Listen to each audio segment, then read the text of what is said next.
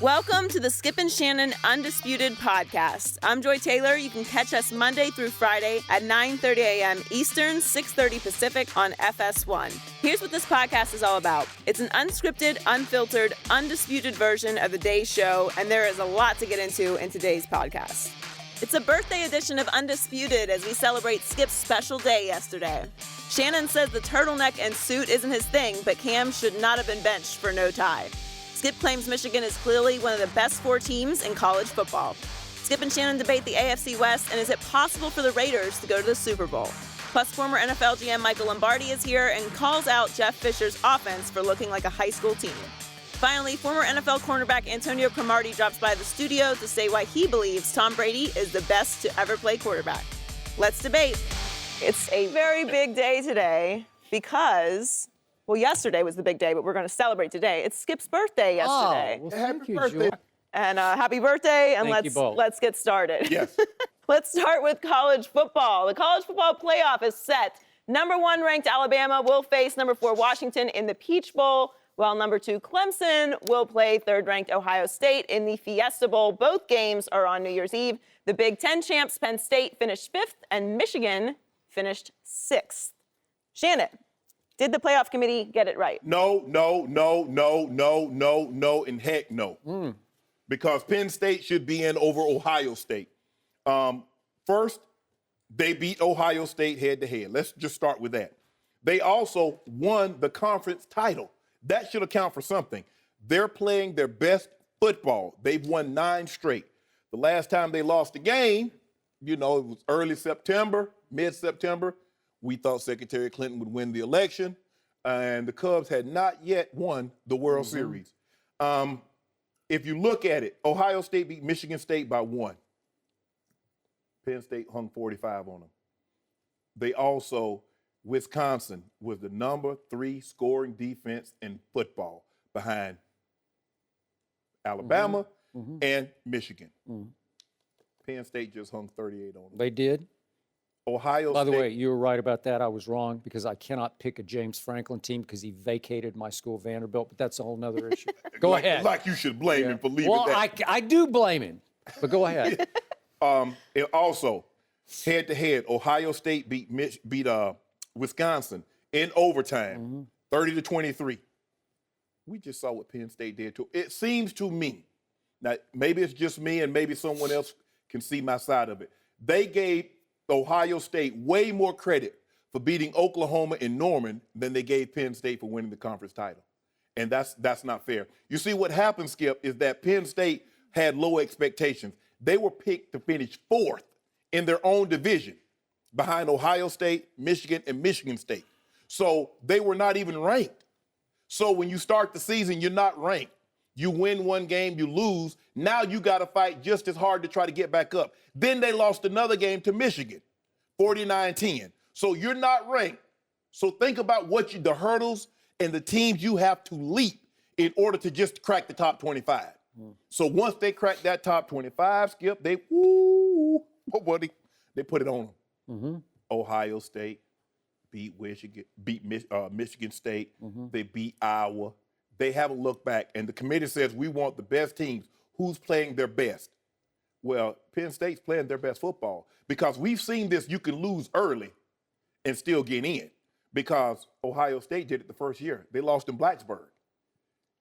They get hot. They win the Big Ten title, 59-0. Not only did they get into the playoffs, TCU had beat Iowa State 55-3. There's no way they should fall. I agree. Ohio State won 59-0 over Wisconsin, jumps them and gets into the playoffs. But now all of a sudden, it seems to me the committee uses criteria that best suits their argument. So whatever their argument they want to make to the general public, that's the argument they're going to use. Look, you got 3 of the 4 are conference titles. How can you say you one of the best 4? I don't get to say I'm the smartest guy in the school if I'm not the smartest guy in my classroom. Ohio State is not even the best team in their conference. So how did they get to claim to be one of the best teams in the country? I don't agree with this. Hey, they got they got one of the Big Ten schools in there. They wanted Ohio State. They wanted that. I get it. They really wanted Michigan also. They was hoping Washington lose. They were really hoping Washington lose, but then they still couldn't justify putting Michigan in with Penn State having won the Big Ten title. I still think Penn State should have gotten in over Ohio State. You do make a strong case for Penn State, especially the 9 in a row got hot. Obviously, Trace McSorley was as hot as any quarterback in the country. I can't make a Heisman case for him because he had too many off games or bad games early on. Yep. But if the committee's mission was to identify the best 4 teams in the country, and I thought that was their definition, that was their mandate. Is that correct? Correct. Michigan, to me, is clearly one of the 4 best teams in the country. It's not even debatable they're one of the best 4 teams. Now, you seem to put a limit on how many teams from each conference. It's possible that at the end of the year, the Big Ten, which was the best conference all year long, had 3 of the best 4 teams in the country in the Big Ten. So should there be a rule that you can only have 1 conference team? They haven't broken that rule yet, this committee. But Skip, here's the thing. That was the reason they got rid of the BCS, because they didn't want the Alabamas and the LSU playing against each other. They tried to eliminate that. That's why they came up with this playoff system, to try to minimize how many. I'm not sure that's why they came up with it. They wanted to get 2 more teams in the mix, have a 4-team playoff. So if at the end of the year you decide that 3 of the best 4 teams happen to be in the same conference, and I'll get to Clemson in a moment, Clemson is a team that all year to me never played up to its enormous potential. I thought they were going to be one of the top 4 teams, but they didn't play like it all year long to me, unless you want to count the one home game against Lamar Jackson and company where they held him off. He had 4 cracks at their end zone at the end of the game, and he couldn't get it in the end zone. But the other night I watched their game against Virginia Tech, and they just couldn't put Virginia Tech away. Seriously? Should have lost to NC State. Okay, they should have at home. Yeah. At home, it went to overtime at home, and it took a late interception to hold off Virginia Tech on Saturday night in the ACC championship game. Right. Seriously? So you're one of the 4 best? I'm not sure. Do I think that Deshaun Watson can be as clutch as any quarterback standing? Yeah, I do. So am I intrigued by the potential of a rematch between Clemson and Alabama? Sure I am. But if I'm going to try to identify the best 4 teams, I'm starting with Michigan. Obviously, Alabama. I think Alabama played a soft schedule. That's just me. The SEC was way down this year. But whatever, I give you Saint Nick. I give you that they're in. They're the shoe-in. I just wanted to ask you one question, Skip. If you said Alabama, the conference is weak, the SEC is weak this year, why don't you ever hold that argument against Tom Brady playing in the AFC East? Because that's apples to oranges, and he can't look like nobody's going to vote on Tom Brady to get into the playoffs, right? So, we're going to have to do a beauty test on Tom Brady to get in the playoffs? No, we're not. You play who you play, Skip. I know, but you play out of division too, and they're about to have to play Baltimore, and they're about to have to play Denver. So your argument just went right down the drain. 52-3 over USC. Who? Bama. Yeah, wait, who was the starting quarterback that day for USC? Oh, that's Alabama's fault? Well, listen, if Sam Darnold and company got to play Alabama on a neutral site, I just might pick USC to beat Bama right now, because I think Sam Darnold would slice and dice that Bama secondary. That's what would happen. Chad Kelly did it for 400 and some yards, right? Little Allen kid from Arkansas did it for 400 yards. Watch this, Skip. My eyes. To the left, to the right. Yep. Round and round. Okay, continue. Okay.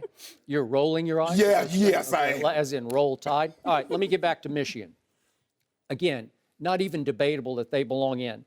Michigan beat Penn State, I'm going to say it again, 49-10. That closes the door on Penn State. I'm sorry, this isn't college basketball where you get back to, you look at early in the year, it's the Maui Classic, nobody really cared. Oh, dismiss the Maui Classic. This wasn't the Maui Classic. It was a conference game. It was 49-10. Unranked Penn State at the time. Okay, Is this the same Penn State? It counts. Does it count on the resume? Yes. Is it the same Penn State that lost to Pitt early in the year? Yes, it is. The same I'm Pitt? sorry, it's over. It's over. Hold on, Skip. Is that the same Pitt that went to Death Valley and beat the number 2 teams in the playoff, Clemson? Okay. Oh, okay. I'll give you that, but that's 2 losses right there, and I'm sorry, that's two losses too many. So let's go to Washington now, because Washington obviously is the team that got in and not Penn State. But Washington beat Colorado for the conference championship, right? That's their best win of the year for Washington, was to beat Colorado. Michigan also routed Colorado. That's their third best win of the year because they routed Penn State and they beat Wisconsin. That's 1 and 2, their two best wins of the year. But Michigan chose to play Colorado as a non-conference opponent. They actually chose to play it while Washington got to play Colorado in the conference championship. Not a really worthy opponent. I thought it was going to be a closer game than it was, but they got to blow them out. So who did Washington choose to play this year? Washington chose to play Rutgers and Idaho and Portland State. That's an embarrassment, and that is why Washington's schedule was 41st in the nation to Michigan's 22nd in the nation. Oh, is Rutgers in the Big Ten? Did Ohio State and Michigan, did they play Rutgers? Okay, they played them. Okay, go ahead. Okay, go but ahead. they chose to play the doormat of the Big Ten. Is Rutgers any good? Were they 2-10 this year? Was that not their record? Joey, you know what I like to do? You see, I know Skip Bayless, because every day after the show, we do this show for 2.5 hours. I go home and I rewatch the show in its entirety. I knew Skip was going to break up Colorado. And you see what I jotted down? Yep. A note about Colorado? Yeah, see, because this is what happens, Skip.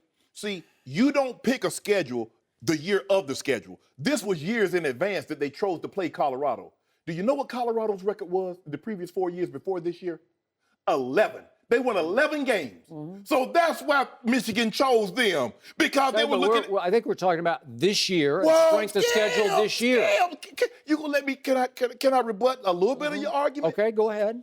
You can try. Michigan chose to play Colorado. They were expecting to get to Colorado from the previous 4 years, which had won 11 games in 4 years. So Michigan, to win their conference championship, beat a Colorado team that had only won 11 games in the previous 4 years. 11. Well, that's not very good. They got no resume. They got no track record. They haven't been there and done that. 11. They were overwhelmed by the stage and the moment. Colorado woke up and said, who are we? We're doormat Colorado. So what are we doing playing Washington for the conference championship? I get it. So how did Washington get in the Final Four? I want to know. So let me ask you a question. If we're going to punish, and you want to punish Penn State for losing to Pitt and Michigan. I want to punish 49-10. Can I finish? 49-10? That's finished. You want to punish Penn State for losing 2 games in September, but you don't want to punish Michigan for losing 2 games in November? Can I get there? Can I tell you about those 2 games? Tell me about it. So Michigan was ahead 13-11 with 4 minutes to go, and their starting quarterback got hurt, or they would have gotten that game home easily, and they lost on a last-second field goal to a pretty good Iowa team that gave everybody fits at Iowa. Then what happened in the final game? Hold up. Did you say a pretty good Iowa team? Yeah. The team that Penn State beat 41-14? They did late. Oh, okay. They did. Go ahead. Okay. Go ahead. All right. Now here we go. Yeah. Speaking of walking into traps, then what happened? Michigan goes to the horseshoe, goes to Ohio State, takes them to double overtime. And what happened in double overtime? There was a spot that Shannon Sharpe came here and said on Undisputed on national TV was a bad spot. Did you not say that? I did, but since it doesn't help my argument today, I know. Okay, there we go. Thank you very much. Thank you very much. So Shannon Sharpe, the great Hall of Famer Shannon Sharpe, with some of the sharpest eyes that I've ever encountered on television, said that's a bad spot. And if Shannon Sharpe is right about that, and I have no reason to doubt the great Shannon Sharpe, that would have meant the game was over and Michigan would have won the game at Ohio State. That's how close, few inches of a measurement, Michigan came to knocking off the team who is now ranked second in the playoffs, right? Ohio State.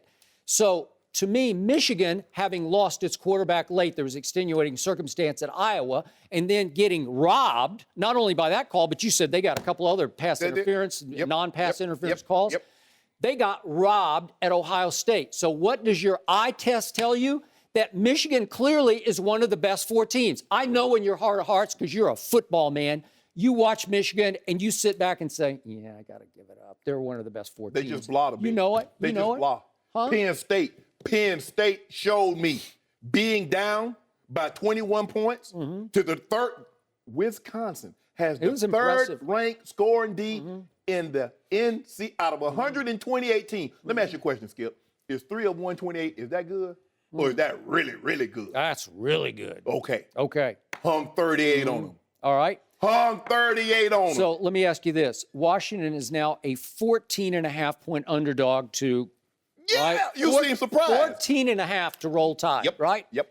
So you tell me, would Michigan be a 14.5-point underdog to roll 13. Tide? 13. No. 13. It'd be under double digits. I got to No, tell you. sir. It'd be 8 or 9. No, sir. No, Okay? sir. What would Penn State be? They might be 15 or 16. They might be. Skip, but you don't get to say because somebody's going to be a decided underdog, they don't belong in the playoffs. If you flip the resumes, Yep. Let's just say for the sake of argument, if Ohio State has Penn State resume, where are they? If Ohio State has Penn State's resume exactly? Yes. And Ohio State had lost to Michigan 49-10? If Ohio State had Penn State's resume, They'd be out. They'd be out. Skip. They got in after losing to Virginia Tech in September. They won the Big Ten, 59-0. And you trying to tell me they'll be out of the playoffs if they had Penn State resume? You gonna say that with a straight face? Well, then you'd have them losing to Michigan 49-10. You don't think that'd resonate with the committee? If Michigan lost 2 other games in November, see, why do you keep? Let me ask you a question. You still haven't answered me. Why do you keep holding 2 September losses against Penn State, but you refuse to hold the November losses against Michigan? It's not college basketball. You have to count the whole rest. They only played 12 or 13 games. Some play 12, some And play they lost 13. 2 of their last 3. I have to count them. I have to count them. Well, are you weighing them the same? Okay, so right here, right now, what do your eyes tell you? Who are the 4 best teams? Alabama backups, Clemson, and Penn State. Okay, you know what my eyes tell me? The 4 best are Alabama, Ohio State, Michigan, and Penn State. Those are the 4 best teams I see. And Get out of here. okay, I'm just telling you, if that's the mandate, if that's the goal of the committee, you got to no. You can't take it back. You can't take it back. You can't take it back. Take it back. No. My stuff back. You gonna say something like that? I'm taking my stuff back. Well, you know I'm right. I can't help it. No, you ain't getting my gift. So that's it? Yeah, I'm taking it back. Okay. And next year, you know what you're getting? I'm gonna give you the same thing God gave a skunk. A stripe down his back and a butt full of funk. You get nothing else from me. You're gonna sit here and say, I'm right. You're gonna sit here and say 3 teams from the Big Ten deserve to get in with Alabama in the college playoffs. Skip. 3 best teams. Am I right about that? They're not the 3.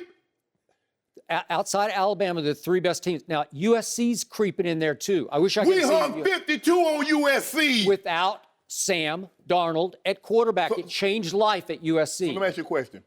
Wait a second. You're the one who says, why do you count the September games so much, right? See, Yeah. I love you. See what he did there, Joy? I open the door. See, Yeah. my grandma say, boy, if you open the doors, flies will come in. I open the door because I won't Skip to come in so I can slam the door behind him and trap him, Joy. I love how, see what you do?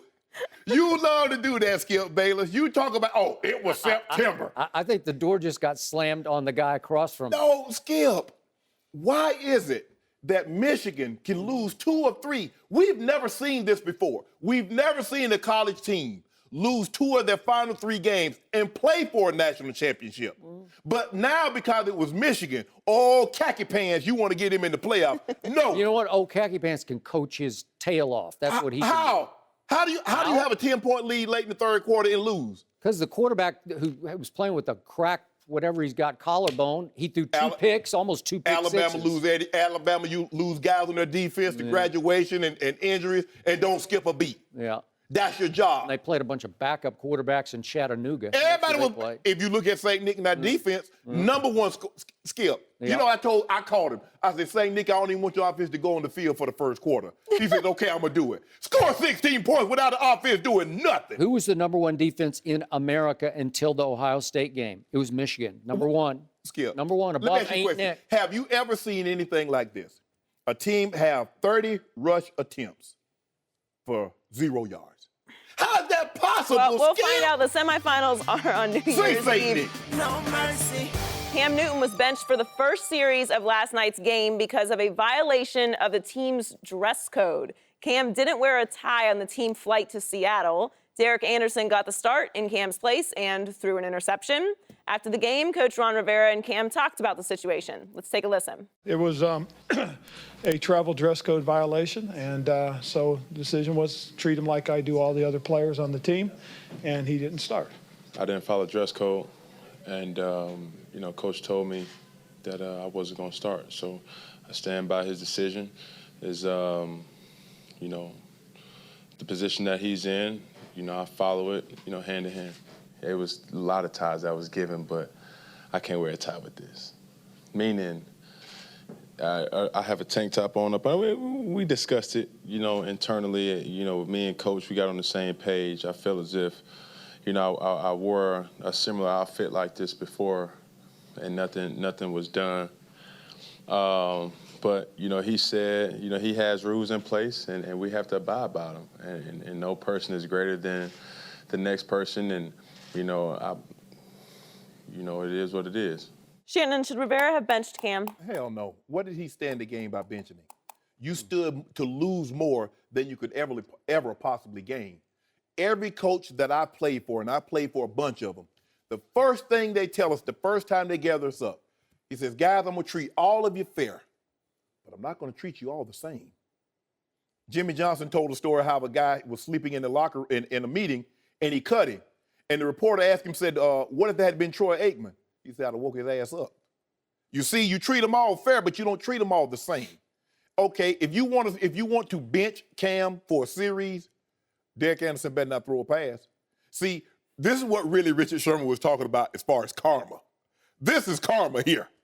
But you know what this goes to show me, Skip?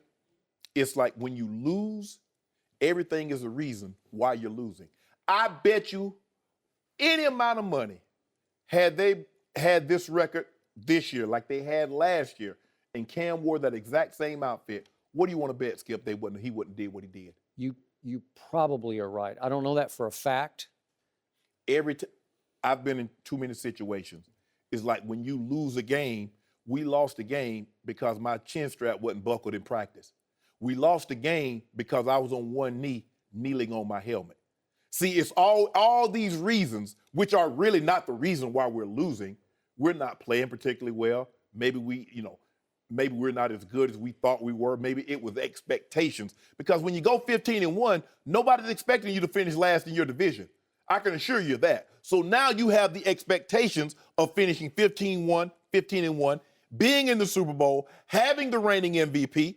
So expectations from here on out is for you to win the division, you to be a serious contender in the NFC moving forward. Somebody think we're at the disco. They're doing all these trip lights going on here. I think they just didn't like your argument. They wanted to just shut you down. Skip, this is not a great look for Cam. Cam obviously knows the rules, and he said, look. Yep. But you have to also factor in, Skip, they played the Raiders last week. So football players are not used to packing for 7, 8, 10 days. Basketball players, baseball players, they go on road trips that might last a week. Some baseball teams go on road trips that might last 2 weeks. So they're accustomed to packing for an extended period of time. I'm not trying to make excuses for Cam. I kind of like the look myself. I'm really not a mock turtleneck type of a guy. But, hey, that looks great on Cam. Eddie McCaffrey wore the same jacket for 7 years. He wear it on the plane. He fold it up, put it in his bag. He get off the plane. He take it out. He take it out of his bag, put it back on. That was Eddie's look. We know what Eddie was going to do. This is ridiculous. I mean, he made this. He could have, look, Cam, you know you're supposed to wear a tie. I'm going to fine you $1,500, $2,500, and we're going to move forward. But this was unacceptable because he made it an issue that it really didn't need to be made. When you played for Denver, did you have a tie rule? We had a sport coat rule. Okay. As long as you wore a sport coat, you didn't have to wear a tie. Even Dan Reeves did he have a tie rule? Yeah, I think it was always a sport coat. I can't remember, but Dan was always suited and booted. I mean, he was one of the But he's a Tom Landry protege. Right. Yeah. So and he dressed in shirt and tie on the sideline. So you could expect what he was going to be dressed like getting on the plane. And I couldn't imagine getting on the plane wearing a sweatsuit or maybe issued equipment from the Broncos, and here my head coaches have tie, nice slacks, a jacket, and some hard bottoms on. Yeah, I think that Ron Rivera being a Ditka product. Ditka was a Landry product. Yep. I think it sort of filtered down because Coach Landry always insisted on sport coat and tie or suit and tie, whatever you wanted to choose on the plane, on the road. Right. And I rode on many of those charters, some of Jimmy's charters, and it was a little different with Jimmy. He was much looser, especially on the return trip. He didn't require the tie, as I recall. It seemed like everybody was pretty casual. So the point is, this is the one rule, the one minor rule that can have major impact on the team because 52 other guys are going to sit in a confined space, and it's going to be glaring that the franchise quarterback opted not to wear a tie on this flight. So everybody's going to be able to see. It's not like you missed, you were 5 minutes late to the quarterback meeting and only those 3 quarterbacks knew that, Right. or the coach and the 3, Right. right? So it puts Rivera in a tough spot when the leader of the team shows up in a turtleneck. And yet, to your point, they were in California and they shipped some of their clothes, their extra clothes back. Now, I don't know if just Cam did it or everybody shipped their clothes back. But I'm with Rivera on this. I know it's dramatic, but if you have a tie rule on the road, and nobody, I don't wear a tie, right? Yeah. So I don't like to wear a tie. I started back on a show, Cold Pizza, in 2004, not wearing a tie from day one. And I'm happy I don't because it's just hard to tie it, it's hard to cinch it, it's hard to match it. It requires some work. It does. But I do like the look of the football team getting on the plane on Saturday because it feels like they're on a business trip when they're suited up. Yes. And I think I know Jason Garrett feels like it creates the mentality of we are all business going on the road to take care of business, and then we'll come home and we can take a day off on Tuesday, but we're not going to take a day off going on the road on Saturday night, right? I totally agree. Right. Because when I was in college, my coach, Coach Bill Davis, rest his soul, he had that rule that we had to wear shirt and tie.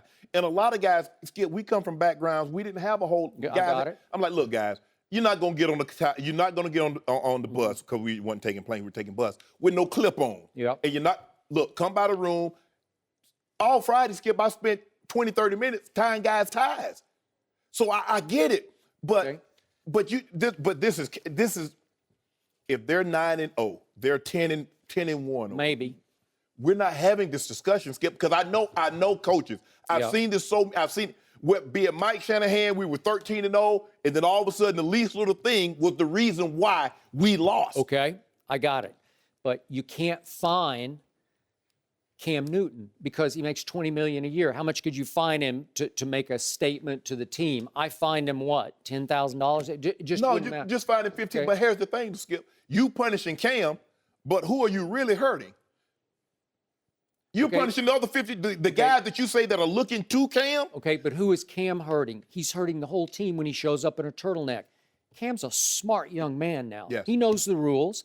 He had to know when he shipped his clothes back, I have to keep a tie. Because clearly they've been traveling. They'd already just taken one trip, and you're a rules guy. I am. You lived and died by those rules. I do. You are going to be on time, and you're going to observe the ruls as set forth by the head coach. And this is another instance of Cam. I admired him so much. He played at a high level last year. Obviously, won the MVP. And it seems like every time we talk about Cam Newton this year, it's for the wrong reason. They're 4-8. He's maybe playing down to the level of the team, but it makes me question his MVP year because I start saying, well, did he ride the coattails of a hot defense? Did that help? I don't know. It makes me question. This is leadership. You cannot show up in a turtleneck when it's a hard and fast rule that everybody wears a tie, and you're the only one on the plane without a tie on. But he also said he's worn outfits that were similar, which meaning there's a chance that he had worn something in the past that wasn't a tie or a different type of a look. And so I understand. Maybe a bow tie or a... No, bow tie is a tie. Okay. But here's the thing though, Skip. Coach Rivera made this a bigger issue, made this a bigger deal than what it really needed to be. That was something, because normally what coaches tell you in college and pros, we're handling this internally. Why couldn't they handle that internally? Why did this have to get out? Because you know if Cam Newton is not on the field. Because Ron Rivera is in danger of not only losing his job, but losing his football team. He's not going to lose. So he took a stand against Cam. That's what happened. Skip, he's not. He just got an extension. He just went to the Super Bowl. He could be on a hot seat. You know, he's not going to be on the hot seat. Coach Biona, Jerry Richardson, Mr. Richardson was not going to do something like this. There's no way about it. I just feel this could have been handled internally. You did more harm to your football team than Cam by not starting Cam. And Cam has to do a better job of packing and making sure that the attire is on the up and up. But I tell you what I did do. We had a guy, and I'm not going to call his name. He got on the plane with an outfit on, and I talked about him so bad, he took the shirt off and threw it in the trash. And what did he have on? He went shirtless? He went like who was the trainer? The trainer, Aaron Pryor, Butch Lewis. He used to wear no shirt. And I know Butch. Yeah. Made him throw it away. Like that? Really? Interesting. Skip. All right. The first from college, my job. I got dressed early, get to the bus, and I wanted to see what everybody else had on. Cause I'll go eat them up. It's the same way when I was in the league. I get on because I'm gonna be sharp. Skip, I'm gonna be sharp. If Derek Anderson had handed off twice and thrown an incomplete on third down, this would have come and gone, and we wouldn't be talking about it right now. But instead, I don't even know what kind of play it was. It was a weird play, and it wasn't a bad pass. He hit Tolbert right in the hands. He might have thrown it a little hard, but Tolbert wasn't quite ready for it. It looked almost like a broken play to me, and it goes right through his hands, right to a Seahawk, and then it's like, what are you doing, Ron Rivera? It was always going to be an issue because you were going to ask, why wasn't Cam Newton starting at the beginning of the game? No matter what the outcome was, because you got to know why. Because if Tom Brady doesn't start the game, if one of these top-flight quarterbacks doesn't start, hold on, what's going on? Is he injured? Sure. Because now, if he doesn't start and he doesn't play, okay, that's a different argument. He misses one series and he's back in the ball game. We know now it's discipline-related. And, okay, what was the discipline? What was the infraction that caused Cam Newton to be sitting on the sideline? So, but like I said, I believe this could have been handled internally. And when I drop a pass in practice, I was like, hey, 84, you need to make that play. If John threw an interception, okay, come on, guys, let's run it again. You see, they're on the whole, wait a minute. He just did something, I did something, but you. Okay. So I get that. But I know you well enough. If you had been this head coach and this was your rule, I believe you would have disciplined Cam the same way because you would have taken it as a personal affront. No, I wouldn't, because I understand that the greater the player, the greater the leeway you give him. I don't believe, now if this was something habitual, if this was something that's gone on before I told Cam, okay, Cam, you know the dress code, and here he is, keep pushing the envelope. He wants to wear, turtlenecks under his suit. Well, then we're going to have a problem because the first time I'm going to let it slide. I'm like, but I'm going to tell him, hey, it's a tie now, okay? That's the way I'm going to handle that situation. Okay, but what if next time a pretty good player shows up without a tie and he says, Coach, you let Cam get away with it? I was like, okay, good. I'm the coach. Okay. So you're not starting today? Yeah, that's what I'm saying. That's what I'm saying. I'm the coach. All right. This is on Ron Rivera.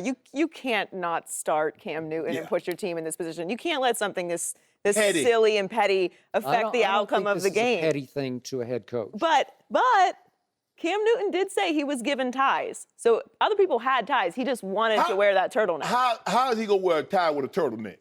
You know you have to wear a tie. You bring a shirt. But I've seen it. I've seen it, Skip. I've seen guys have a tie, and it might be a tie with a T-shirt on up under. Yeah, so you're going to wear a tie. He didn't want to. A T-shirt and a tie. I got to do anything they can to get around it.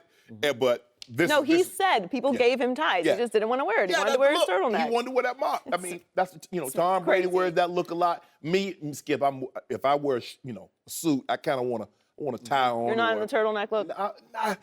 Just the plain turtleneck. The flip side of your opinion on this is maybe last year in the 15-1 year, Cam would have gone ahead and worn the tie that was handed to him. He would have just said, I got to go along for the ride here. Well, his fashion now, he has to come up with a different look every week. Yeah. So his whole thing is that. This was about fashion for Cam. Yes. No mercy. The Raiders won their 6th straight game yesterday. Oakland is now 10-2 and are the #1 seed in the AFC. We're joined by former NFL General Manager Michael Lombardi. Michael, welcome. Good morning. Happy birthday, Skip. Thank I you. missed the celebration today. You did. Nice of you, Something. Counselor. We kind of uncelebrated at the end of the A block. Well, I didn't re-gift. You still have your bagel. You've I'm been gonna eat it. very critical of the Raiders' defense all season. Are you finally sold that this team can win the AFC? Yeah, it's fascinating. That question after that game, they gave up 7 yards a carry to the Buffalo Bills. Tyrod Taylor was 60% on third down, and they had a tremendous comeback. I mean, what I'm most impressed about that game is not their defense. To me, it's still their liability, is their will to win and their ability to come from behind and the degree of difficulty that they constantly have to overcome because they constantly put themselves in bad situations. And I think this is going to be the telltale test on Thursday night. I think this is going to be the game. They're going to have to, this is the game that's going to define their season. And this is what we're going to find whether they're really a true team. We're talking about the Raiders beating Buffalo at home. When Kansas City goes into Atlanta and beats them and wins a tough game, and yet the Raiders get all the attention. If I'm Andy Reid, I'm saying this is perfect for me. Because everybody's talking a Raider comeback, and that's what we're grading. We're grading the comeback. We're not grading the defense. Yeah, they had 3 3-and-outs early in the second half, and that got them the game. But the reality of it is we're grading their tremendous comeback. We're not grading their team. That's true. And I think that this week's going to be the telltale sign, and we'll see if you can be impressed. Well, I've always been impressed with their offense, but I'm starting to come around on their defense. And as you mentioned, we're giving them so much credit for beating Buffalo, but we minimized just a week before Kansas City went to Denver. And they hadn't played well all game long. And when they absolutely needed it, the offense scored. And when they needed to push Denver back out of field goal range, they got a big stop. Then they went to Atlanta and beat the division leading Atlanta Falcons in their building. So now this game Thursday night is going to tell us that because whoever wins this game going to win this division, and they will be at worst case scenario a #2 seed. Kansas City's playing better than anybody in the AFC right now. That's my feeling. They're playing better. Skip, they're playing better. But when I watch what the Raiders did defensively, let's say the last 25 minutes of that ball game, you can't do anything but be impressed. Because now you ask and I ask, I need to see Khalil Mack jump off my screen. Skip, unless you got a rabbit ear black and white TV, he's jumping off the screen right now. He's playing a sack every game, forced fumble every game. That's what you need to see. From your just like a quarterback, you need to see him step up. Brady got graded because when they needed to make a play, he could make a play. When they needed to get a touchdown to win the game, he got it. They needed to get in field goal range, he could do it. Well, Khalil Mack, that's the way I grade defensive players. When you need to make a play, if you're great, when I absolutely need you to be great, can you be great? We see that with Von Miller. When they needed to play, they've been chipping him all game long. They get him one-on-one. He bulls the right tackle back into the quarterback, hits his arm, ball's on the ground, Bronco win. Okay, Khalil Mack, you see last week against Carolina. Sack, forced fumble, fumble recovery, game, set, match. And that's what you're starting to see. I'm starting to come around. I still have my doubts. It's going to tell me a lot. I don't really know if I really want to judge it because it's a Thursday game. They played late, and now they got to go fly to Kansas City. It's not that far, but Skip, offensively, I have no doubt they can hang 30 on anybody in the AFC. But the question is, can they hold teams like Kansas City? Because it looks like Kansas City now, their benchmark is 30. Can they stop a team like the Patriots that you know they can get 30, especially in their building like that? So I'm not all the way in. Okay, I had my toe in the other day. Now I'm up to my ankles. I'm in the kiddie pool. I can swim, Skip, but I'm in the kiddie pool with both ankles right now. I'm going to see after Thursday whether I need to get knee deep or waist deep. But right now, I'm not all the way in. Okay. On Friday, I tried to warn both of you that you were in danger of drowning in this game, this Buffalo game, because you both picked the Bills. I said, nope, this is the Raiders game. Did I have any doubts at 24? I don't remember picking the Bills, but that's okay. I thought you both picked the Bills. No, me and Colin picked the Bills. Oh, I'm sorry, Colin, I'm sorry. I'm being indicted here. Colin, come on, help me out. Slander. I object, Your Honor. Okay, well, definitely you picked the Bills. I did. I absolutely did. All right. So it's 24-9 Bills at Oakland. And by the way, up to that point, I had not seen Khalil Mack jump off my screen. And from that point on, the Bills had 6 more possessions in that football game, and they went nowhere. They scored 0 more points. The Raiders scored 29 unanswered points. And to me, it's because Derek Carr is a tough you-know-what. He is playing with a banged-up pinky, and he couldn't take the snap from under center. So He the MVP now? he's a rival of Dak. Dak is running away with QBR. Dak is running away with QBR. And Derek Carr is not a QBR guy because he gunslings too much. He will take some chances and it will blow up on him occasionally. And he had one really bad game against the Kansas City Chiefs in the black hole. It was 26-10, Alex Smith and company. And Oakland managed 285 total yards in that game. And Derek Carr was just abysmal in that game at a QBR of 36 on a scale of 0 to 100. Not very good. Spencer Ware ran wild on them with 131 yards rushing. They're going to have to turn those tables at Arrowhead. And obviously, it's a night game. It's tough to win up there. But I've seen cracks in that foundation of late. Peyton went there. It was earlier in the year last year and beat them with a late drive. Remember that? Yes. They got a late turnover. Kansas City is impressing me. They have caught fire, and when you have an Eric Berry with a pick 6 and then a pick 2 to win the game off the conversion, that means magic is starting to happen in Kansas City. They lead the NFL in turnover ratio of +14, and usually that will tell some tales, right? But there's some magic going on with the Raiders that I keep saying something is happening that I've never seen before with a young team like this. We got Dallas and we got the Raiders. And listen, they are 6-0 away from Oakland this year.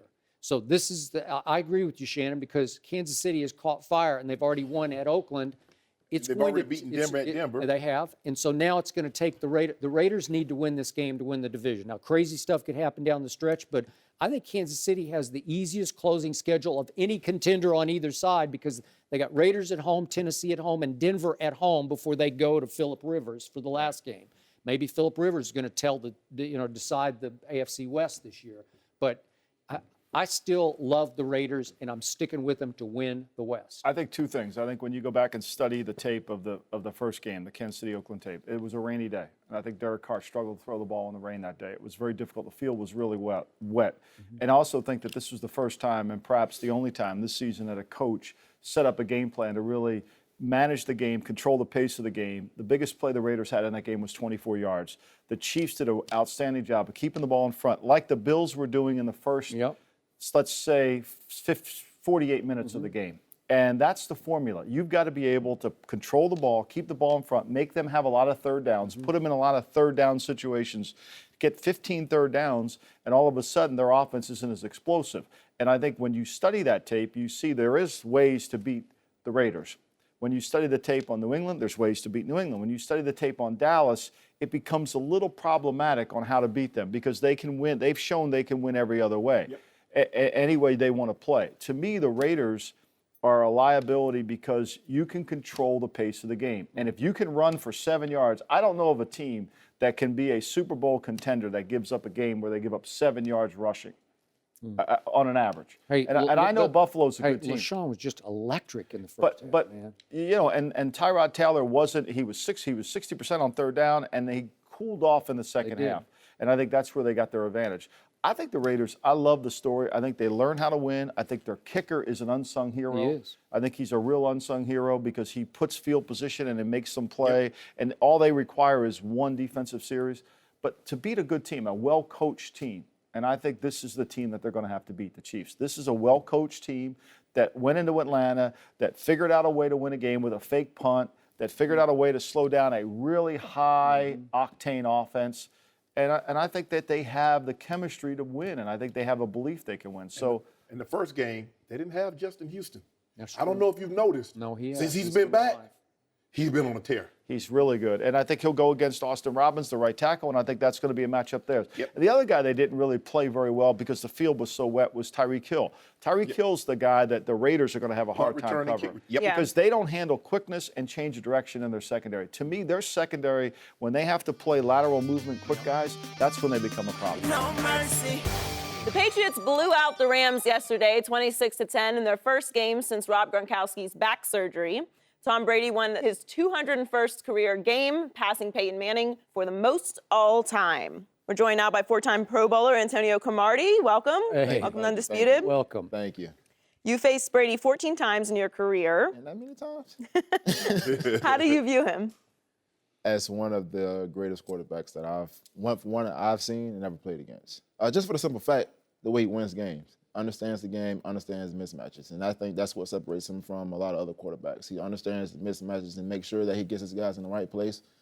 And I mean, when you look at his numbers in between the numbers when he's throwing the ball, he's if not the best, one of the best at doing it. And when you guys with the Jets especially had success against him, it happened how? I think it was more so getting pressure. Okay. And I think, I think when everybody was saying, Tom Brady was seeing ghosts, I think we were the one who started that back in 2010. It's just the point of if you can get some hits on them, and Blitz hits or straight rush hits? Blitz hit, rush hits, it didn't matter. And I think the best way we did it was we didn't blitz Tom Brady a lot. We tried to sit back and let our front four and let pressure rush when the running back is sitting in and let the linebacker go from there. I think that's what we try to do. We try to play more coverage than we try to play more man-to-man like we would do any other quarterback. As far as you were concerned, you have high football IQ. Is he the one guy you couldn't guess with or try to outguess? Well, early in my career, I would say yes. But I think as I got older and I'm in that division, when you play a team so many times, I started to understand the mechanism, what they try to do, the checks they want to try to get to, the hand signals. So I was a big guy watching not just game film, I watched TV copies just to see what hand signals I was going to get to understand, okay, if he gives me this, I know he's running a 5-yard stop. I can sit on this route and pick it off. Really? So it's just certain things. Did you ever pull that off? I got two pass deflections on it. One against Randy Moss and another against who was it? Chad Johnson when he was there. So that's the only two that I have. And it was off this? It was off this. I mean, the biggest thing that I found out playing against them. I think they just changed their signal. I think the biggest thing playing against Tom Brady was it wasn't me playing against Tom Brady. It was more so me trying to eliminate the receivers. And one thing I found out was he never wanted to throw the ball against me or Darrelle Revis when we was in press. He would go down the hashes. So when we play it off, that's when he tried to throw at us. When we play off, he tried to throw the ball, get his timing routes down from that standpoint. So that's something that we learned. And from that day forward, I was like, I'm just going to press everything until you Well, throw why not? Yeah. Right. No, you're right. No, he's a great quarterback. He's a Mount Rushmore quarterback. There's no question about that. Even if he doesn't take another snap. I got him behind Joe because Joe is unblemished and untied in Super Bowls. He has yet to turn the football over. So when you can have that on your resume, I know Tom has been to more. They're both tied with 3 Super Bowl MVPs. I think Joe has 2 or 3 league MVPs. Brady is now at 2. But the sustained greatness, I mean, you just basically pencil him in from 30 to 40 touchdowns. You know that team's going to win 12 to 14 games. And one anomaly, you got a 16-0 regular season. Yes. So when you look at what he's been able to do over the length of his career, because when it started out, they were a defensive-based football team. Okay, Tom, just don't screw it up. And now they've graduated from that. They're not even close to being. And Skip, you like to say what Coach Belichick is a defensive head coach. They very seldom win a game with defense. It's basically Tom Brady throwing for 300. He's getting the ball to Gronk. I mean, early in Brady's run, they did. First couple Super Bowls, they were a defensive-based football team. Yeah. But say the last 10 to 12 years, it's been all Brady. Now, the defensive carries their weight in certain situations, but Brady has been great for at least 13 years. Mm-hmm. When you can say, you know what, after year 3 or 4, he's like, that guy's going to the Hall of Fame. Mm-hmm. Forget he won a Super Bowl. Yeah, I know he was the first Super Bowl, the MVP. I think he threw for like 140 yards. And so you're like, okay, that happened because Trent threw for like 130 yards. Mm-hmm. But we didn't think he was going to the Super Bowl. Yep. But after about year 3 or 4, you're like, that guy's going to he's one of the all-time great. He will be a Mount Rushmore quarterback.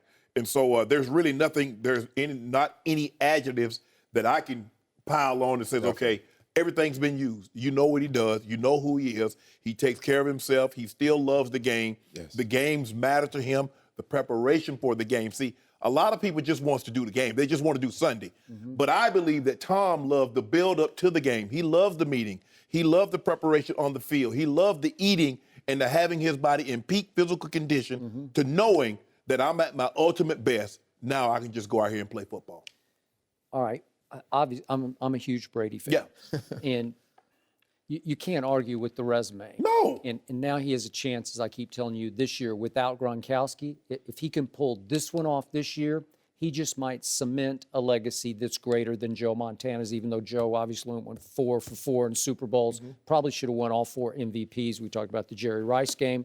But Joe won 2 without Jerry. Okay, well, that's okay. All right. So, but Brady obviously has 4 that could have been 5 or 6, should have been 5, could have been 6, and now if he pulls off the 5th, that just might do it. But what I want to get back to with you is, how did you guys view him? Because here's the sort of the contradiction of Tom Brady. Off the field, I don't even know who he is sometimes because he's like, aw shucks, gee whiz. It's like he comes across, and I think some players thinks that he comes across as soft off the air, off the field. And yet, you guys see a different guy out there. You see, I call him Psycho Tom. He goes into some other mode. And again, I've never seen a greater competitor at that position than Brady is during big football games. Is that fair to say? Well, I could be with one very big-time competitor in San Diego, Phillip Rivers. Okay. I've seen that guy in All right, top but games. he has how many rings? He has none, but I'm just saying, you said competitor-wise. Okay. But he'll talk trash. So will Tom. Tom will talk trash Yeah, to you. yeah. You know, especially if you talk trash to the media, like Yeah. I did to him. Which one? That was what was that? Right before the AFC division game, the game that we actually went in and won. And what did you say? Do you remember? Yeah, I think I called him my asshole, something like that. But sorry about that. But I think the biggest thing, like after that game, like once I started learning of Tom Brady, understanding Tom Brady, it's just the competitive side. He's having fun. It was like you in the backyard, you talking trash to your family. You talking trash when you're in the backyard playing football. And it's the same way. He loves the game. So what did he say during the game to you? He's never said nothing to me. But, he runs past the defensive lineman talking trash or running past the linebackers after a big touchdown or, he throw a pass to Gronk and he look at you a certain way and it's like, yeah, I know I got you on that one. It's just the competitive side. It's not a point of saying, oh, Tom is cocky. No, Tom is just having fun. And I think that's where people get mistaken sometimes. Oh, well, he talks trash too much. He does this. Well, what you expect? He's a competitor. When the other guys do it, oh, he's just having fun. But when Tom does it, because he's the face of football, he's not supposed to. Okay. Well, are you okay when he talks I'm fine. trash? I love it. At first, in the beginning, I didn't understand it. I was like, man, you're a quarterback. Just be quiet. But now it's just like, okay, everyone's here to just have fun. And that's exactly what he goes out and do. Okay, so without repeating that name you called him, why did you call him that name? What led you to do that? Man, when we got whooped 45-3. Okay. Okay. We got whooped 45-3. I think it was like week 10 or something like that. And man, you're talking so much trash, man. I'm just like, I've never heard him talk trash until that game. And it was just like, man, all right, well, we'll see y'all again in the playoffs. And when we got that chance to see him again in the playoffs, I called him that name. And well, you turned the tables, right? Yeah, it turned the tables. What gave you guys the confidence? You had mentioned they had beaten you by basically 7 touchdowns. What gave you the confidence that you could go back into their building and beat them?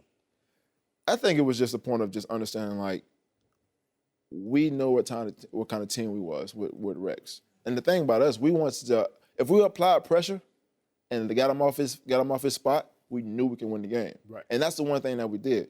We got a turnover with David Harris, like on their first or second drive. We got an interception, almost returned for a touchdown. We kicked the field goal, but we didn't score any points. But I think on the defense side of the ball, we knew what we was able to do.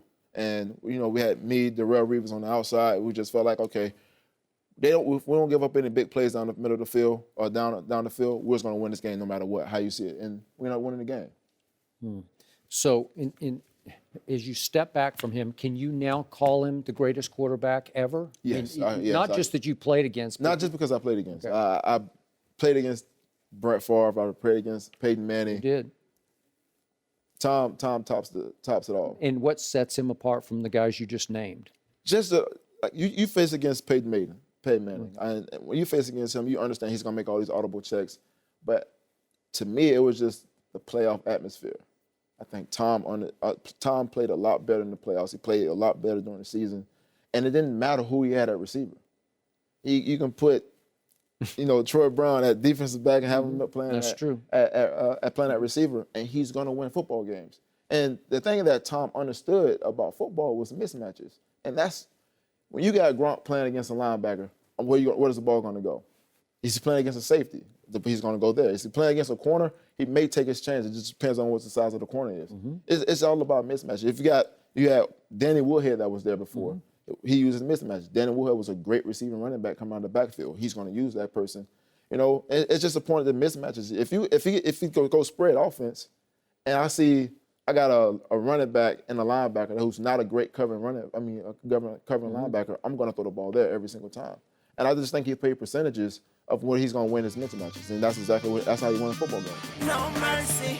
The Rams lost 26-10 yesterday to the Patriots to fall to 4-8. But the bigger story was the announcement that head coach Jeff Fisher signed a 2-year contract extension that will last through 2018. In Fisher's 5 seasons as the Rams coach, they have yet to finish with a winning record. We're joined once again by Michael Lombardi. Michael, how do you explain Fisher getting an extension? I don't have an explanation for it. I think everything's about progress. Everything's about heading and trending in the right direction. And I think if you've had 5 years somewhere and you haven't been able to turn around a winning team, I think Jeff Fisher indicted himself this summer on HBO's special Inside Hard Knocks when he said, I'm not doing 7-9 and we're not even 8-8. We're not 9-7. I mean, if you paid attention to that conversation, he basically fired himself. So you're asking me to defend a man that really fired himself. They have no progress on offense. It's one of the most, it's almost a high school offense. And I have respect for the profession and having been on that side, but the offense is really bad. Yesterday, they made the Patriots look like the '85 Bears on defense. Yep. It was horrendous. And I think that if you have a young quarterback, and I'm not sure he's very good either, his eye level is always down. He can't handle the rush. I think it's a concern. And I think if you're Stan Kroenke, you've had two personalities. He behaves one way running the Nuggets, and he behaves another way running the Rams. And continuity is a great word we toss around. It's like chemistry. Continuity is great if you're headed in the right direction. But if you're lost, you're not making good time staying with everybody. And I think that Stan Kroenke's looking at his team. But what fans don't really understand is this goes deeper than just an extension. Kevin Demoff, the Rams CEO, his father is Marvin Demoff. He has represented Jeff Fisher since the time Jeff was in college. So this is a family thing. Kevin Demoff's not going to be able to ever say to Stan Kroenke, we're headed in the wrong direction here. He has a relationship with Jeff that goes back beyond time. And who is really Kevin Demoff to judge what Jeff Fisher does? He's never really been in football to really understand that. He's been around the game, but in terms of explaining the game, I would have a hard time with that. So I think, to me, if I'm in Seattle and I'm Pete Carroll, I'm standing there saying, you know what, don't foul him out.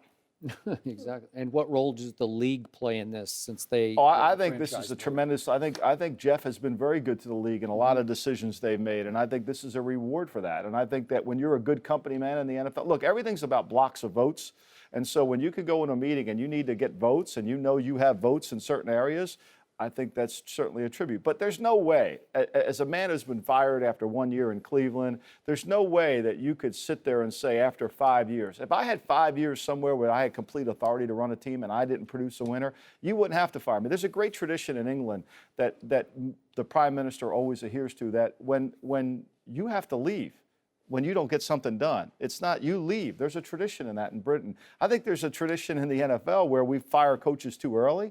This is a situation where if you had 5 years, show me where the progress is. Give me an idea where it is. Okay, defensively, you have a good defensive line. Your secondary is a mess. People can throw the ball on you if they can block you. All right? Show me where the progress has been made over 5 years. Is it your drafting? You've been drafting offensive lineman. Greg Robinson leads the league in penalties at an astronomical rate, okay? Number 2 overall pick and lead and not start healthy scratches also. So tell me where it is. And I just think to me, and I'll go back to 1985 when Bill Walsh told me we're only competing against 8, and that was when it was 28 teams in the league. You're really only competing against 8, and the Rams are not one of the 8. So The answer, the long-winded answer is? One of the 8 top 8 franchises teams, with- yeah. You know, he told me one time in the draft room when I was running around like a chicken without a head, he's like, hey, when the Redskins do something, let me know. When the Giants do something, let me know. When the Cowboys do something, let me know. But when this other team does something, don't even Is pay that because attention. of the owners of those teams? It's about, because the philosophy is more about business acumen than it is about trying to win games. Correct. Now, this is before the cap. And this is when we had 28 teams. That's how old I am. So this is a longer, but it's still 8. That number's never moved up because we've gone to 32. Right. It's like, what is the direction? And if you're an owner and you're sitting there saying, okay, I want to win, this is my toy, then show me a direction. Skip, How are you going to defend them? Einstein couldn't defend him. And if somebody had in their will bequeathed that Jeff Fisher get an extension in 2016, I should be allowed to contest that will. Because here, I'm going to read something that Kevin Demoff said. He says, everybody wants to judge Jeff through the prism of just record, but it's totally unfair when you look at the set of circumstances he's been handed this year. It's different than any other team. Okay, I'm going to give him that. What about the previous 4 years? If we're not judging a coach or a manager on wins and losses, what the hell are we judging But him on? he made that statement after Jeff already made the statement, we're not settling for 8-8. So when Jeff was reading that to the American fan, one thing when you let Hard Knocks come in your building, Yeah. you basically show people what you are about. The fans get an inside peek. Right. And you better be pretty good. And you either win the fans over or you lose the fan. Okay, and we know this about the NFL. Those positions, those 32 head coaching jobs are harder to get than the United States Senator. They are elected positions because typically they're never going to the best qualified guy. They're the electable people. And Jeff Fisher went out there and showed the fan, and they're saying, where's the progress? He said it. Then Kevin Demoff's coming up with this nice quote, which is shaped and wrapped around nothing. Is basically what it is. I mean, because everybody deals with situations. And they also said, the quote, Skip, and I'm going to let you go, says, we don't, it's very unfair. The owner looks at Jeff more than wins and losses. What coach, what manager, how else can, first of all, I don't care if you're in college. Coach K graduates a lot of his players. But if Coach K wasn't winning 90% of his games, he's not going to be at Duke. Yeah, that's so all this other stuff about graduate, but this is pro football. This is a results-based business, and the results do not match this extension. They do not.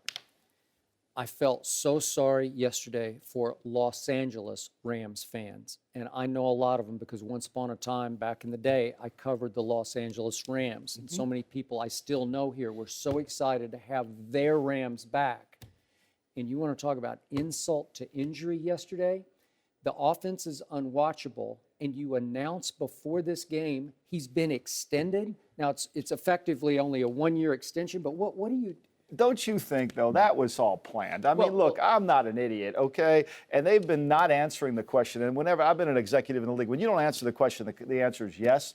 They released that because they know they were going to get blown out by the Patriots, and they didn't want to have to deal with the repercussions of having to do it. And Jeff Fisher had again embarrassed the franchise by calling the great Eric Dickerson and telling him he's no longer welcome on the sidelines, then trying to backtrack to the media last week by saying, oh, Eric's always been welcome. No, he's not. You're lying to the American people, right? You can't do that. No, you can't have it both he ways. can be welcome, Skip, as long as he don't criticize the team. We love to have him on the sideline, but if you criticize me as a team. So just to frame it one more time, Jeff Fisher has not made the playoffs since 2008 and has not won a playoff game since 2003.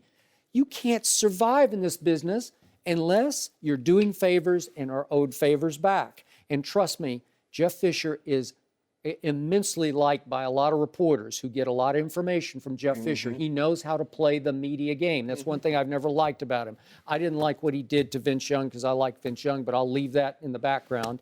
I've known Marvin Demoff since 1977. He's a good man. He's been a good agent. I get all that, but you can't have your son, who when I first met Marvin was like 2 years old, but now you can't have Kevin running the Rams with, as you point out, with Marvin having represented Jeff all the way back to SC days, Southern California. What are you doing? This is laughable, and it's sad for Rams fans because how do you re-embrace the Rams under these conditions?